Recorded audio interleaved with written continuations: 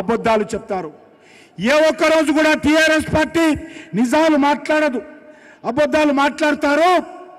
అమలు కానటువంటి హామీలు ఇచ్చి ప్రజలను మభ్యపెట్టేటువంటి ప్రయత్నం చేస్తారు. ఈరోజు మనం చూస్తూ ఉన్నాం,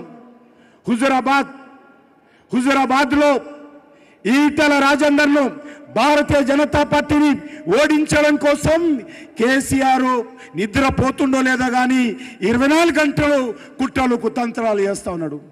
హుజురాబాద్లో బీజేపీ ఓడించాలనేటువంటి కుట్రలు అనేక రకాలుగా ఈరోజు అక్కడ నిర్బంధ పాలన చేస్తూ ఉన్నాడు, పోలీసు పాలన చేస్తూ ఉన్నాడు, అక్రమ కేసులు పెడతా ఉన్నాడు, ప్రజలను మభ్యపెట్టేటువంటి ప్రయత్నం చేస్తూ ఉన్నాడు.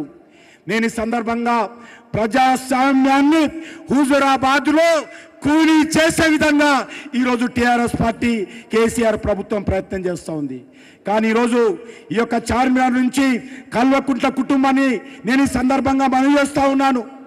మీరు ఎన్ని కుట్రలు చేసినా, ఎన్ని కుతంత్రాలు చేసినా హుజురాబాద్లో ఎగిలేది కమలం పువ్వు జెండా భారతీయ జనతా పార్టీ.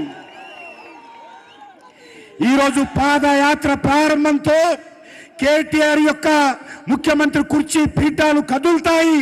ఖచ్చితంగా హుజురాబాద్లో భారతీయ జనతా పార్టీ జెండా ఎగరడంతో 23లో ఎప్పుడు జరిగిన శాసనసభ ఎన్నికల్లో తెలంగాణ శాసనసభ మీద భారతీయ జనతా పార్టీ జెండా ఎగురుతుందని సందర్భంగా మనం చేస్తా ఉన్నాం. అంతేకాదు సోదరులారా, ఈరోజు మనకందరికీ తెలుసు, నరేంద్ర మోడీ గారి నేతృత్వంలో